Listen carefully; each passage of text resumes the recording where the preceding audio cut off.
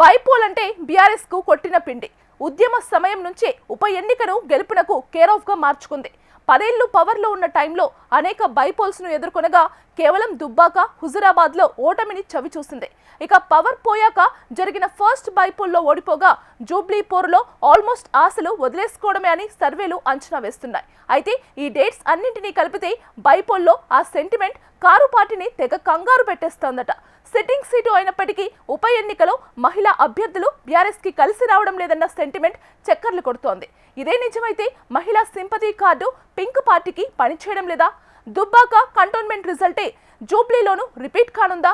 లేక ఆ సెంటిమెంట్ కు భిన్నంగా కార్ జెట్ స్పీడ్ లో దూసుకెళ్లనుందా? బైపోల్లో బీఆర్ఎస్ కు మహిళా సెంటిమెంట్ కలిసి రావటం లేదా? గతంలో దుబ్బాక కంటోన్మెంట్ బరిలో మహిళా అభ్యర్థులు, సిట్టింగ్ స్థానాలైన 2 ఉప ఎన్నికల్లోనూ కారు పార్టీ ఓటమి.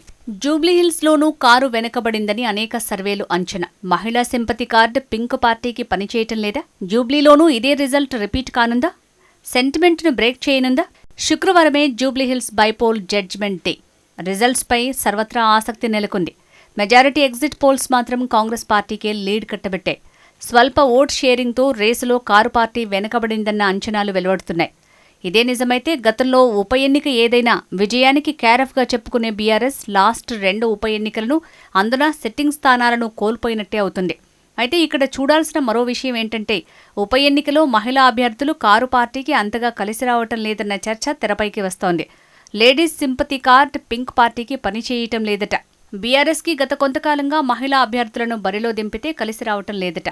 ఇప్పటివరకు 3 సిట్టింగ్ స్థానాల బైపోల్ ఎన్నికల్లో మహిళా అభ్యర్థులను నిలిపితే అందులో 2 నియోజకవర్గాల్లో ఓడిపోగా జూబ్లీలోనూ ఓటమి అంచున ఉన్నట్టు కనిపిస్తోంది. బీఆర్ఎస్ ప్రతిపక్షంలోకి వచ్చిన తర్వాత కంటోన్మెంట్ ఉప ఎన్నిక జరిగింది.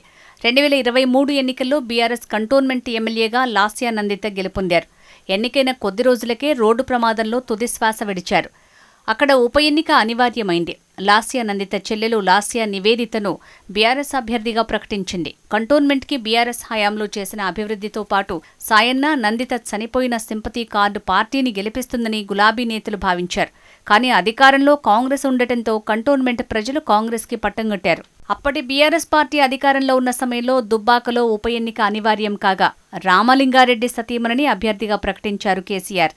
రామలింగారెడ్డి చేసిన అభివృద్ధితో పాటు సింపతి కూడా పార్టీకి కలిసొస్తుందని భావించి ఆ కుటుంబాన్ని బరిలో నిలిపారు. కానీ ప్రజలు బీఆర్ఎస్ వైపు మొగ్గు చూపలేరు. బీజేపీ నుంచి రఘునందన్ రావు పోటీ చేస్తే తక్కువ మెజారిటీతో గెలుపొందారు. గులాబీ పార్టీ అధికారంలో ఉన్నప్పుడు ఉప ఎన్నికల్లో నారాయణఖేడ్, పాల్వంచ, హుజూర్నగర్, మునుగోడు గులాబీ పార్టీకి సిట్టింగ్ స్థానాలు కాకపోయినా అక్కడ తమ అభ్యర్థుల్ని గెలిపించుకోవడంలో విజయం సాధించింది. కానీ సిట్టింగ్ స్థానాలు అయిన దుబ్బాక, హుజూర్నగర్, కంటోన్మెంట్ స్థానాలను మాత్రం బీఆర్ఎస్ కోల్పోవాల్సొచ్చింది. అయితే నారాయణఖేడ్, పాల్వంచ, హుజూర్నగర్, నాగార్జునసాగర్ ఉప ఎన్నికల్లో పురుష అభ్యర్థులను బరిలోకి దింపింది బీఆర్ఎస్. దుబ్బాక కంటోన్మెంట్ ఉప ఎన్నికల్లో మాత్రం మహిళా అభ్యర్థులైన సోలిపేట సుజాత, లాస్యా నివేదితను బరిలో దింపింది. కానీ ఫలితాలు అనుకూలంగా రాలేదు. తాజాగా జరిగిన జూబ్లీహిల్స్ ఉప ఎన్నికల్లో మాగంటి సునీతను అభ్యర్థిగా పోటీ చేయించారు.